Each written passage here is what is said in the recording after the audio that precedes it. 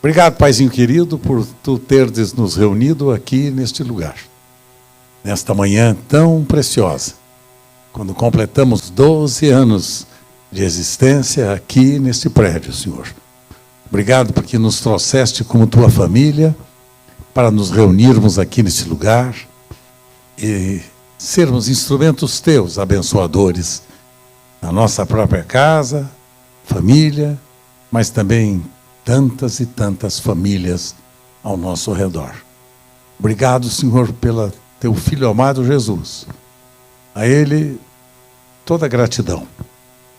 Jesus, teu Filho amado, tão querido, que está conosco nesta manhã, a Ele, a Jesus, todo o nosso louvor, gratidão, reconhecimento e expressão de amor. Obrigado, Jesus, tu és tudo para nós. Nós te amamos tanto, Senhor. Amamos o teu Espírito Santo. E por tua causa, Senhor Jesus, hoje somos filhos deste Pai amoroso que amamos e que queremos honrar todos os dias de nossa existência. E assim oramos agradecidos pelos 12 anos aqui de convivência, de amizade, de amor. Em nome do teu Filho Jesus. Amém. Amém, meus queridos? Que bom. Eu me sinto grato pela minha família que cresceu muito. E aqui está mais uma filha da Comunidade da Graça, que nasceu lá em Vila Carrão, né, há 50 anos atrás, 49 anos atrás, nasceu em Vila Carrão. E a partir daí ela foi multiplicando-se, foi crescendo, e filhas foram nascendo, e vocês são uma das filhas, agora adolescentes, né? De 12 anos. Adolescente. Por isso que eu vi o rebanho tá bonito hoje, né? Que são adolescentes, né? Muito bonitos. Então eu me sinto tão grato a Deus. Semana passada estive em Atibaia celebrando os 30 anos da minha filha em Atibaia. 30 anos, que nasceu na sede, e a nossa sede aqui em Vila Carrão foi expandindo-se não só por São Paulo, mas pelo Brasil e fora do Brasil. Então, este milagre é da graça de Deus, é fruto do Evangelho que pregamos, é fruto da mensagem que anunciamos, e é o fruto da vida honrada, né, dos nossos pastores e líderes que honram demais o nosso ministério. Você não ouve falar no Ministério da Comunidade da Graça, você não ouve falar de prevaricação, vocês não ouvem falar de corrupção, não ouvem falar de desonestidade, vocês não ouvem falar de desejo por finanças, busca de dinheiro. Vocês não ouvem falar isso, não. Porque a nossa preocupação tem nada a ver com estas coisas de somenos importância. A nossa vida, o nosso ministério tem a ver com pessoas. Cuidar bem do rebanho, cuidar das pessoas, amá-las, servi-las, atendendo a ordem de Jesus. Quando Pedro restabelece a sua comunhão com Jesus, ele que havia negado a Jesus por 3 vezes, e naturalmente Pedro estava tão triste pela atitude que ele havia tido com o Senhor, e o Senhor chama a Pedro. Viu como eu sou bem cuidado? Olha, muito obrigado, minha pastora, muito obrigado. Mas aí Jesus olha para Pedro e faz 3 vezes a mesma pergunta. Pedro, você me ama, Pedro? E Pedro responde, né? Sim, Senhor, tu sabes que eu te amo. Aí Jesus pergunta a segunda vez, mas Pedro, você me ama, Pedro? Ele começa a ficar já inquieto, né? Você acabou de perguntar e eu respondi, agora pergunta outra vez. Sim, Senhor, eu te amo, sim, Senhor. Aí Jesus, a terceira vez. Aí Pedro deve ter ficado desesperado, né? 3 vezes. Senhor, tu sabes todas as coisas. tu sabes que eu te amo. Terceira vez, Pedro havia negado 3 vezes, 3 vezes ele confessa o seu amor por Jesus. E Jesus dá uma incumbência para ele, que é uma incumbência que nós, como cristãos, recebemos como se fosse nossa, e que nós, pastores, assumimos como sendo a nossa maior e mais importante responsabilidade. Jesus olha, pergunta para ele se o amava por 3 vezes, tendo Pedro respondido positivamente, Jesus lhe diz: Pedro querido, apacente as minhas ovelhas. Apacente as minhas ovelhas. Apacente as minhas ovelhas. Sabe por que é que nós existimos? Como pastores? Como pastores nós existimos não é para fazer discurso. Discurso qualquer um faz. Qualquer pessoa pode fazer discurso. E tem gente que faz discursos maravilhosos. Nós não fomos chamados para fazermos discursos. Nós somos chamados para lavar os pés de vocês. Cuidar de vocês. Isso chama-se Igreja de Jesus. Igreja de Jesus não é um clube. Igreja de Jesus não é um negócio. Igreja de Jesus não é uma profissão. Igreja de Jesus é uma família. E uma família que quer viver na base da unidade da fé, da unidade do Espírito e na unidade do corpo, que é a Igreja de Jesus, o corpo de Cristo, quer viver esta unidade a fim de que o mundo possa crer, a fim de que o mundo creia, porque sabe a maneira como nós vivemos entre nós. Se ela não falar tão alto da nossa experiência de fé com a pessoa de Jesus, e se não demonstrarmos na realidade que a vida de Jesus é a nossa vida, o mundo ao nosso redor não crerá na mensagem que nós pregamos. O mundo ao nosso redor não crerá na mensagem que nós pregamos. Porque a evidência da Igreja de Jesus é o amor. Que vivamos em amor. Esta é a evidência da Igreja de Jesus. E esse é um projeto sério e um alvo que nós podemos alcançá-lo. Porque foi Jesus que nos ensinou esse princípio. E eu estou certo que Ele nos garantirá a capacidade de nós cumprirmos com os projetos para os quais Ele nos chamou. Que bom estar com vocês.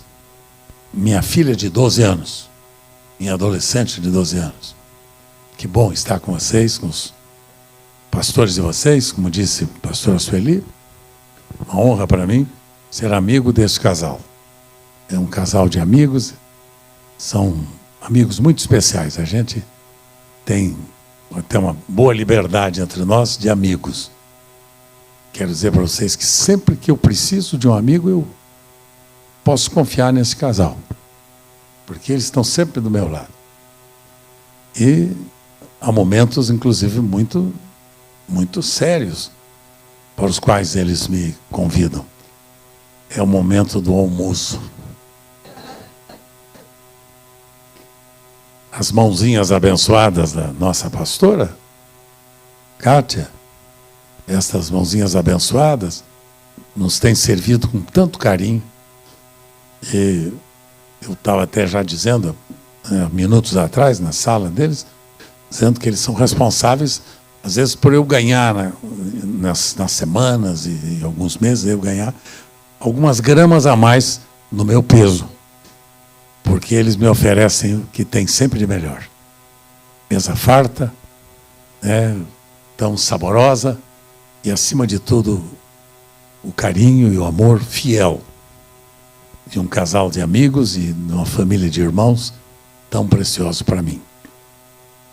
Hoje em dia é tão raro a gente conhecer gente assim. Vocês sabem disso.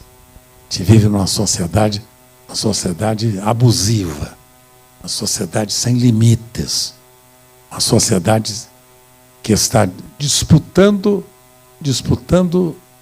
aquele que pode mais, aquele que manda mais, aquele que mata mais, aquele que rouba mais, aquele que enfim, ganha os maiores lugares, ocupa as maiores funções. Sociedade competitiva. E a gente vê com tristeza, né? 2 guerras mundiais, possibilidade da existência de uma outra, né? Povos vivendo de intrigas, de competições, de combates, de mentira, os chamados fake news, né? Hoje em dia tão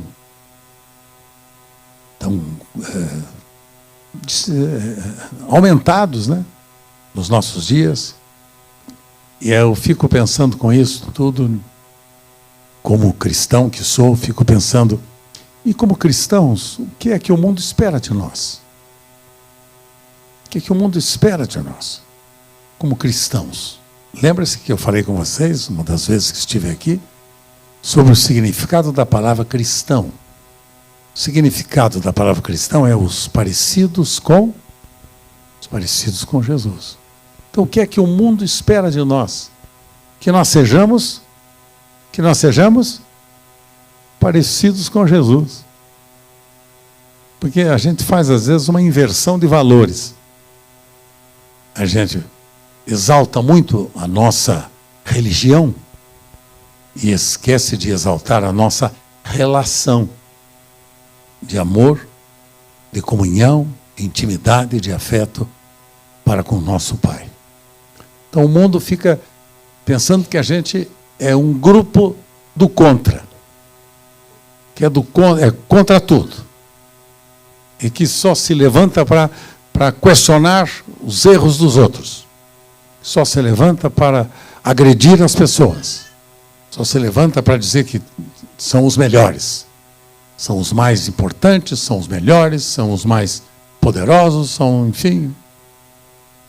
E o mundo fica pensando que nós somos um time de futebol, que estamos lutando um contra o outro para ver quem é que ganha a partida.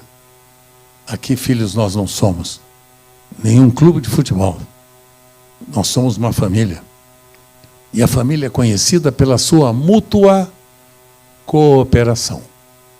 Pela sua mútua... Vamos repetir? Mútua cooperação. O que significa mútua cooperação? É que nós dependemos uns dos outros para sermos filhos amados de Deus, abençoadores desta geração. Que o Senhor nos ajude, em nome do seu Filho Jesus. Amém, queridos? Eu queria deixar um pensamento com vocês nesta manhã, não pretendo fazer nenhuma exegese muito profunda de texto que vou ler, mas vou lembrar a vocês de alguns princípios e verdades que Jesus deixou para nós. E eu quero que vocês abram comigo texto da Escritura do Evangelho de João, no capítulo de número 15. Evangelho de João, capítulo de número 15. Aqueles que trouxeram a sua Bíblia de papel, vocês sabem já que eu gosto muito do papel, né? Vocês sabem, né? Vocês sabem o que é que eu penso sobre papel. O pessoal gosta do smartphone, né? É mais simples, põe no bolso, põe na bolsa e ponto. Não tem aquele peso danado de ficar com o desodorante debaixo do braço, né? Que alguns pensam que a Bíblia é desodorante, né? Só tem debaixo do braço, não usa para nada. Mas então eu sempre recomendo sim, que vocês usem a Bíblia de papel e tragam sempre um lápis, uma canetinha, para grifarem um texto que foi lido, anotarem, coisa que não dá para a gente fazer no smartphone. Não dá para fazer. E assim, na Bíblia, pelo menos, vocês não vão esquecer o texto que eu li e a palavra que eu dei e a anotação que vocês fazem. Vai ser bom para vocês, viu, pessoal? Não vai fazer mal para ninguém de jeito nenhum. Tá bom, queridos? Nossa, precisa me olhar assim desse jeito. Não. Evangelho de João, capítulo de número 15. Veja só, aqui está Jesus falando quem ele é. Então ele começa logo no primeiro versículo, ele começa assim, ele começa se identificando. E ele diz: eu sou a videira verdadeira e meu pai é o agricultor. Ele começa se identificando. Quem é Jesus? Videira verdadeira. Ele é a videira. E o pai dele é o agricultor. Agora, prestem atenção. Todo ramo desta videira, que estando em mim não der fruto, ele corta. E todo o que dá fruto, ele limpa. Para quê? Para que produza mais, frutos ainda. Vós já estáis limpos pela palavra que vos tenho falado. Permanecei em mim, disse Jesus, e eu permanecerei em vós. Permaneçam em mim. Veja, na pessoa de Jesus, permaneçam nele. Porque a gente faz uma confusão, né? Eu sou membro lá da igreja, de nome tal, coisa. Então, graças a Deus, você identifica o lugar que você pertence, tudo bem. Mas Jesus disse que mais importante do que você estar ligado a um grupo denominacional, ele disse, é importante estarmos ligados a ele. Nele. Eu sou a videira, diz ele. Meu pai é o lavrador. O ramo que está ligado em mim, esse permanece em mim dando muito fruto. Permanecei em mim e eu permanecerei em vós.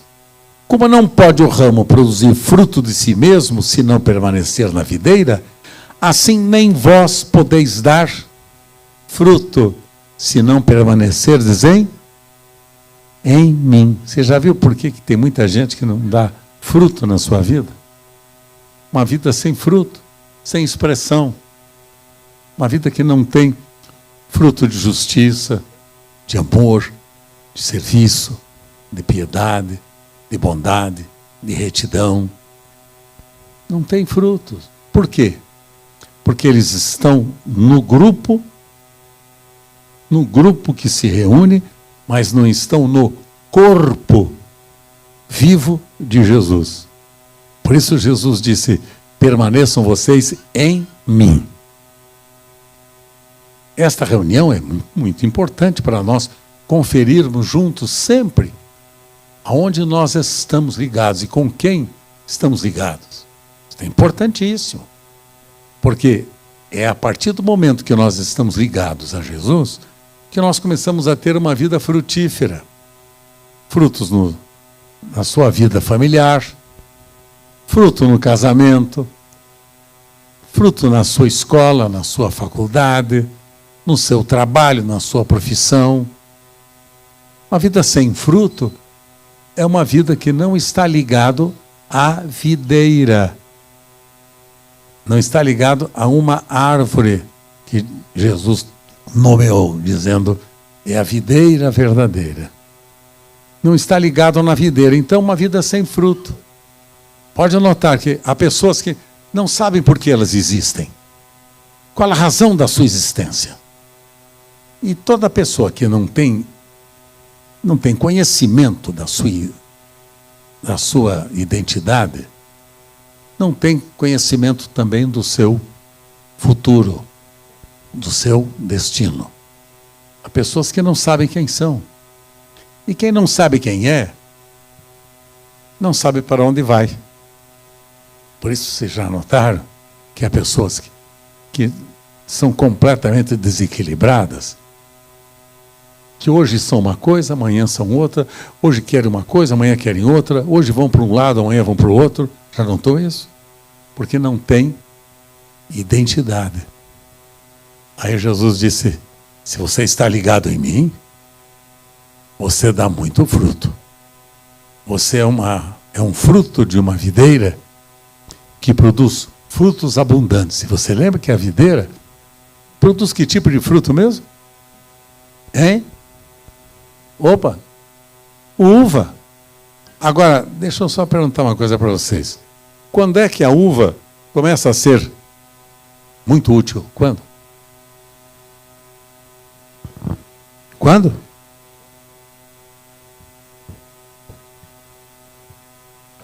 Hein? Quando ela é pisada. Quando ela é triturada. Quando ela é moída. Aí então você tem os deliciosos sucos de uva. Aí você tem os vinhos exuberantes. Aí você tem as geleias maravilhosas. Gosta de geleia de uva? Eu também gosto. Então, mas quando é que aquela uva transformou-se em geleia? Quando foi amassada, quando foi triturada, quando foi comprimida uma com a outra. E aí ela se tornou sozinha? Sozinha? Não, ela se tornou uma bebida saborosa, um alimento saboroso, na medida em que ele foi triturado junto com outros. Então, por que é que muitas vezes a igreja de Jesus é apenas um clube onde as pessoas não expressam a vida neste mundo ao nosso redor, sem esperança e salvação, porque elas não foram amassadas umas às outras, trituradas umas às outras e transformadas num caldo saboroso, num suco de uva saboroso, uma geleia maravilhosa. Só quando nós somos amassados uns aos outros, somos comprimidos uns aos outros. Jesus olha para os seus discípulos e disse: olha, pessoal, vocês já estão limpos pela palavra. Verso de número 7. Se vocês permanecerem em mim e as minhas palavras permanecerem em vós, pedireis tudo que quiserdes e vos será feito. E agora veja o verso seguinte, verso 8. Nisto é glorificado meu Pai, em que deis muito fruto, e assim vos tornareis meus. Quem são os discípulos de Jesus? São os que produzem muitos frutos. Os que produzem frutos.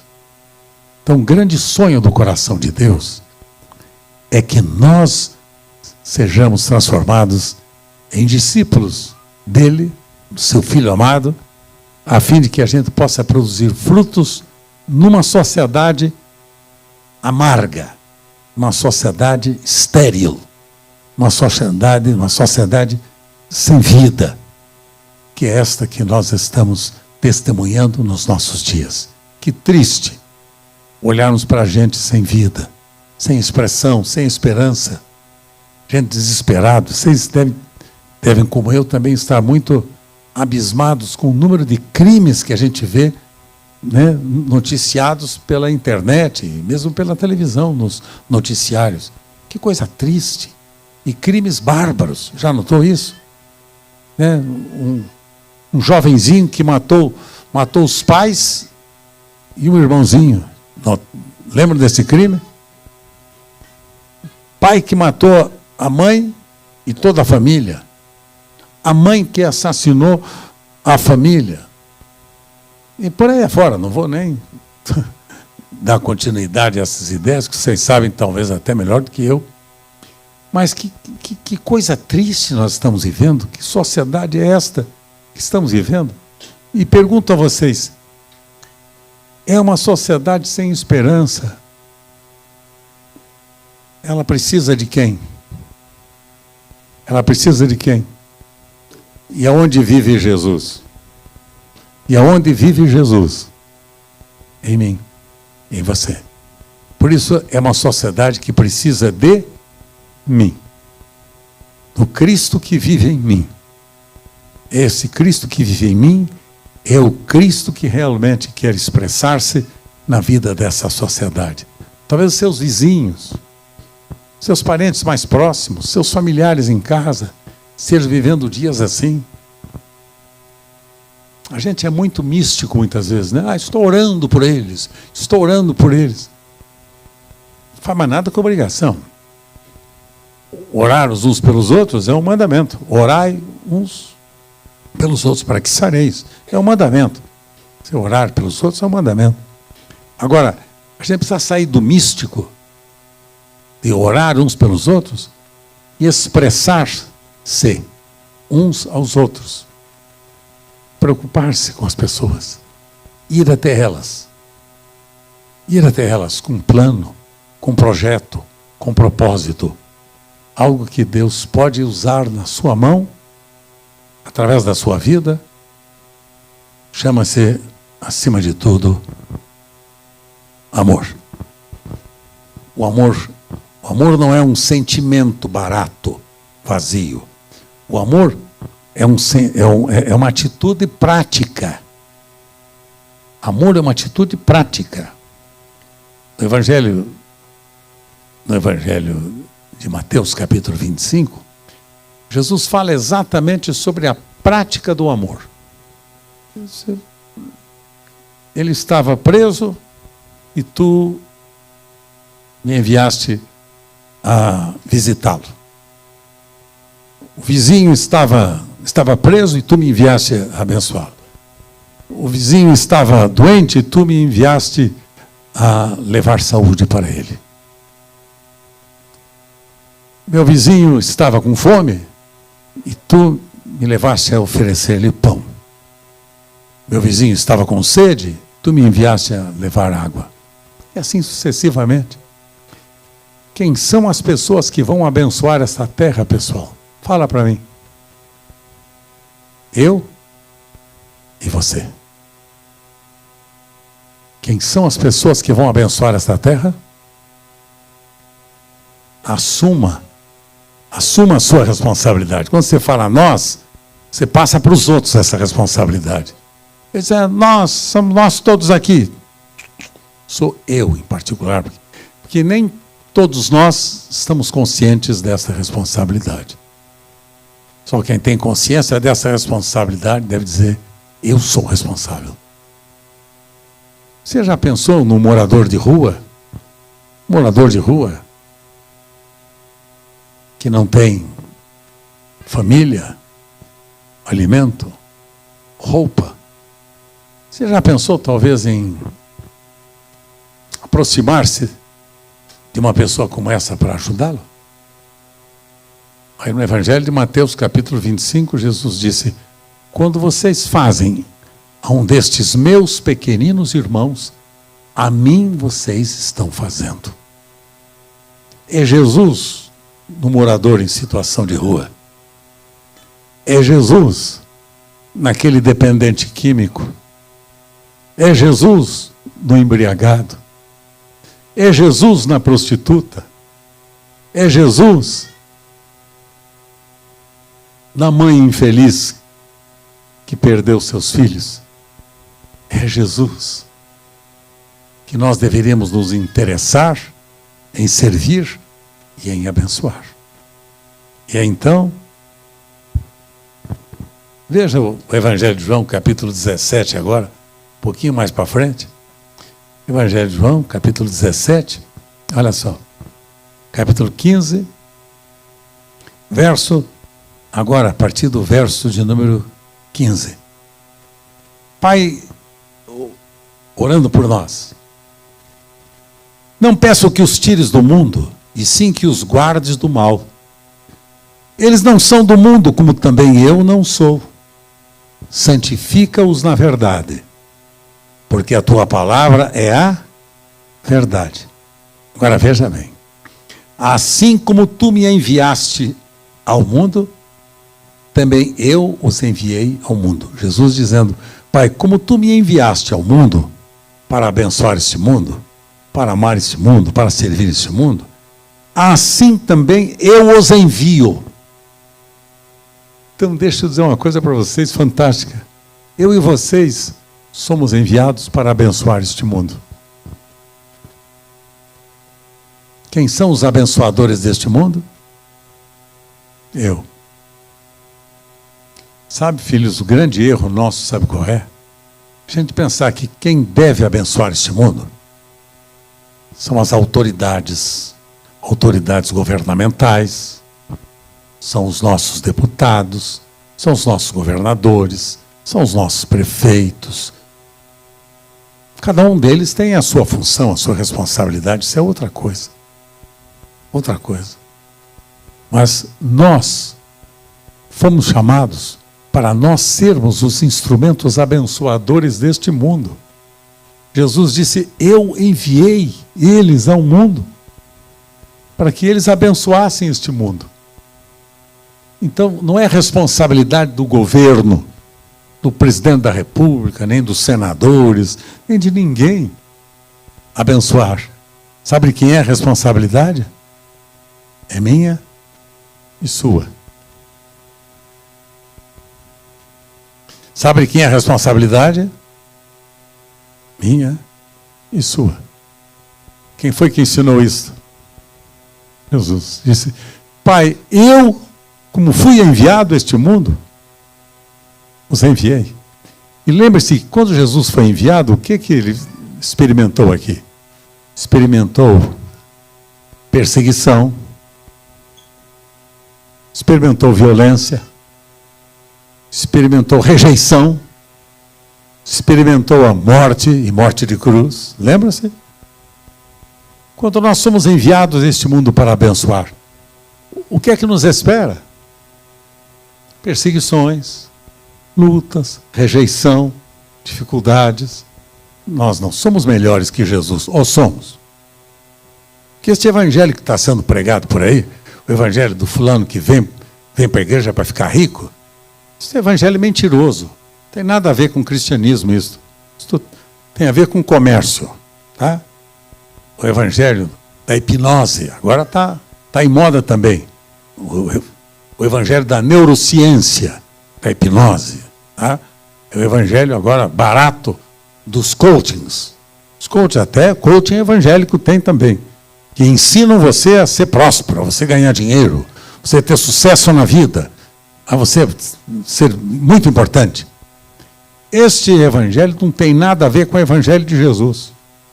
O evangelho de Jesus é este: eu os enviei ao mundo, como eu fui enviado a este mundo. Lembra-se de João 3,16? Deus amou o mundo de tal maneira que deu o seu Filho, para que todo aquele que nele crê não pereça, mas tenha a vida eterna. Então, este texto de João 3,16 se aplica na minha e na sua experiência. Deus nos envia agora a este mundo, a fim de que este mundo não pereça, mas tenha a vida eterna. E quem são os responsáveis por isto, filhos queridos? Somos nós. Pergunto-lhes: seu esposo já está convertido? Sua esposa já converteu-se? Seus filhos todos já conheceram a graça de Deus? Seus vizinhos, da direita, da esquerda, dos fundos, seus vizinhos já conhecem esta graça de Deus? Porque Deus enviou seu Filho ao mundo, a fim de que todo aquele que nele crê não pereça, mas tenha a vida eterna. Quem são os filhos de Deus que Ele está enviando para abençoar? Quem são? Quem são os filhos de Deus que Ele está enviando para abençoar? Eu. Se você crê que você é um filho de Deus, transformado em filho amado de Deus, através da regeneração, do novo nascimento produzido por Jesus, se você crê que você é um filho de Deus, levante a sua mão. E agora olhe para mim e lhe digo com muito respeito, muita consideração e muito temor: eu e você somos as pessoas que Deus está enviando para nós abençoarmos nossa família, nossos filhos, nossos pais, nossa esposa, nosso marido, nossos vizinhos, nossos companheiros de trabalho, as pessoas com quem convivemos. Quem é o responsável por elas? Eu e você. Eu e você.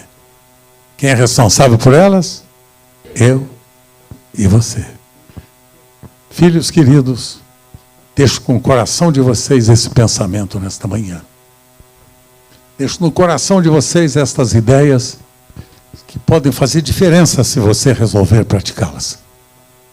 Deixo no coração de vocês as ideias que o Senhor deixou para nós, a fim de que na sua prática você aprenda a viver nesta comunhão que um dia Ele nos proporcionou e que nos capacitou a viver esta prática, a fim de que o seu nome seja glorificado através da minha e da sua vida. O Evangelho de Lucas, e com este texto eu vou encerrar, Evangelho de Lucas, verso 12. Verso 12. Evangelho de Lucas, capítulo 12, 6, né? Capítulo 6, verso 12, diz a Escritura: naqueles dias, retirou-se Jesus para o monte, a fim de orar. E passou a noite orando a Deus. E quando ele amanheceu, chamou a si os seus discípulos e escolheu 12 dentre eles, aos quais deu também o nome de apóstolos. Vou repetir o verso 13. E quando amanheceu, Jesus chamou para si mesmo e escolheu 12 entre eles, aos quais também os chamou de apóstolos. Chamou a si os seus discípulos. Chamou a si os seus, e então os chamou de enviados. Apóstolo significa enviados. Apóstolo não é título, como hoje é usado. É o apóstolo fulano de tal, apóstolo poderoso fulano de tal. Isso é besteira, isso é tolice. Isso chama-se ignorância teológica. Gente que não conhece a Bíblia. Apóstolos, o verbo no grego significa apostoloi, o enviado. Apóstolos são enviados. Você é um apóstolo, enviado. Nós somos apóstolos, todos aqui. Quer dizer, nós somos os enviados. Enviados a fazer o quê? A abençoar todas as famílias da terra. Queria fazer um desafio para o seu coração hoje, diante daquilo que você ouviu comigo. Jesus chama seus discípulos para si e diz: vocês agora vão dar continuidade ao ministério que o meu filho começou. Vocês vão servir o órfão, o pobre, o oprimido, o necessitado. Vocês vão abençoar as famílias da terra. Vocês vão começar dentro da casa de vocês. Vocês vão começar com seus pais, seus filhos, seus cônjuges, seus vizinhos. Agora vocês vão começar. Agora vocês vão começar. O que é abençoá-los? Como é abençoá-los? Abençoá-los é chamar as pessoas para compartilhar a sua experiência pessoal com Jesus. Conte para a pessoa o que Ele fez na sua vida. Fez de você um homem, uma mulher santos. Fez de você uma criatura nova. Fez de você um marido novo, uma esposa nova. Fez de você filhos preciosos. Fez de você alunos exemplares. Fez de você uma nova criatura. Porque se alguém está em Cristo, nova criatura é as coisas velhas, e eis que tudo se fez novo. Deixa eu perguntar uma coisa para você. Quantos de vocês, depois de ouvirem este pensamento que lanço no coração de vocês, veio ao seu coração agora uma pessoa que você precisa ir procurá-la e lançar no coração dela esperança, amor, paz, perdão? Quantos de vocês lembraram de uma pessoa que está precisando disso? Quantos lembraram? Você lembrou de alguém assim? Posso pedir um favor para você? Se você lembrou de alguém que está nessa situação ou qualquer outra, e que você gostaria de ser enviado por Jesus para abençoá-la, eu queria que você ficasse em pé comigo agora.